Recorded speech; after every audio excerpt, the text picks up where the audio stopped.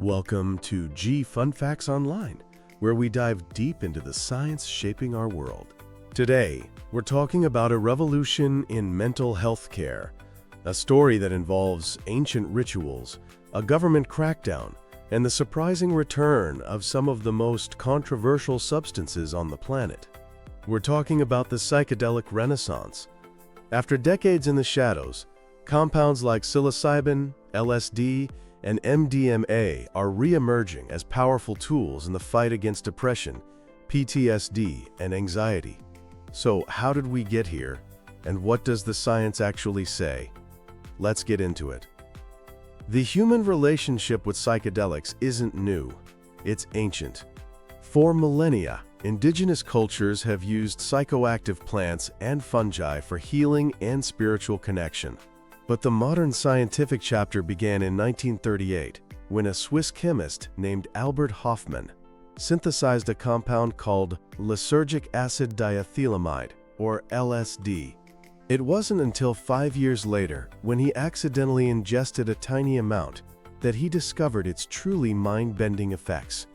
This kicked off a wave of research in the 50s and 60s, with early studies showing real promise for treating things like alcoholism and anxiety. But then, the story took a sharp turn. Psychedelics became synonymous with the 1960s counterculture. Political pressure and media-fueled panic led to a massive clampdown. In 1970, the U.S. Controlled Substances Act classified most psychedelics as Schedule I drugs, meaning they had high potential for abuse and no accepted medical use. This classification effectively slammed the door on research for decades. But the story doesn't end there. A small, dedicated group of researchers and advocates never gave up. Facing a growing mental health crisis and seeing the limits of existing treatments, they slowly, painstakingly, paved the way for a comeback. Today, we're seeing more clinical trials on psychedelics than ever before, and what they're finding is fascinating. So how do these substances actually work on the brain? Modern neuroimaging is giving us a window into the psychedelic brain. It turns out that classic psychedelics, like psilocybin from magic mushrooms and LSD, primarily act on a specific serotonin receptor, the 5-HT2A receptor. This has a profound effect on a brain network called the default mode network, or DMN. You can think of the DMN as the brain's main hub for self-reflection, daydreaming, and our sense of self or ego. It's responsible for those rigid, looping thought patterns that can be a hallmark of conditions like depression. Psychedelics appear to temporarily disrupt this network, essentially taking it offline. This disruption allows the brain to form new neural connections, a process called neuroplasticity. It's like a system reboot for the brain, allowing for new perspectives, deeper emotional processing, and a greater sense of connection to others and the world. Some recent studies even suggest psychedelics can reshape communication between the brain and the immune system, opening up entirely new possibilities for treatment. This isn't just theory. The clinical results are compelling. Let's look at psilocybin. The Johns Hopkins Center for Psychedelic and Consciousness Research has shown that psilocybin, when combined with psychotherapy, can cause massive and lasting reductions in symptoms for people with major depression, even treatment-resistant depression. The results have been so strong that the FDA has granted it breakthrough therapy designation, a status meant to fast-track the most promising new treatments. Then there's MDMA, also known as ecstasy. In a therapeutic setting, MDMA has shown incredible success in treating post-traumatic stress disorder, or PTSD. It works by reducing fear and defensiveness, while increasing feelings of empathy and self-compassion.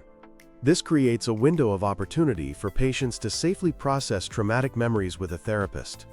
Phase 3 clinical trials showed that a huge percentage of participants with severe PTSD no longer met the criteria for the disorder after MDMA-assisted therapy. It also received breakthrough therapy status, though in a recent development in 2024, the FDA did reject the initial application for approval, requesting more data from an additional trial. This highlights that the path forward is still rigorous. Even LSD is making a research comeback. Studies are finding that LSD-assisted therapy can significantly reduce anxiety, especially in patients facing life-threatening illnesses, and help alter negative thought patterns. Now, this is a critical point. This is not about just taking a pill. The therapeutic model is key. A typical treatment involves several preparatory sessions with therapists, a single drug-assisted session in a safe, controlled environment, often with eye shades and music to guide an inward journey, and then multiple integration sessions afterward. These final sessions are crucial for helping the person make sense of their experience and apply the insights to their life. Despite all this promise, the road ahead is full of challenges. These substances are still illegal at the federal level in the US and most of the world. Navigating this complex legal landscape is a huge hurdle, and there are significant ethical questions. How do you ensure truly informed consent for an experience that is, by its nature, indescribable? How do we properly train therapists and ensure patient safety during such a vulnerable state? And critically, how do we ensure equitable access and properly acknowledge the indigenous traditions where much of this knowledge originated? The future is unfolding right now. Some researchers are even trying to develop next-generation compounds that might provide the therapeutic benefits, like increased neuroplasticity, without the intense hallucinogenic experience. The psychedelic renaissance is far more than a passing trend. It represents a potential paradigm shift in how we understand consciousness and treat mental illness. As the science continues to evolve, these ancient medicines, now viewed through a modern lens, could offer profound new hope for millions. Thanks for joining us on Fun Facts Online.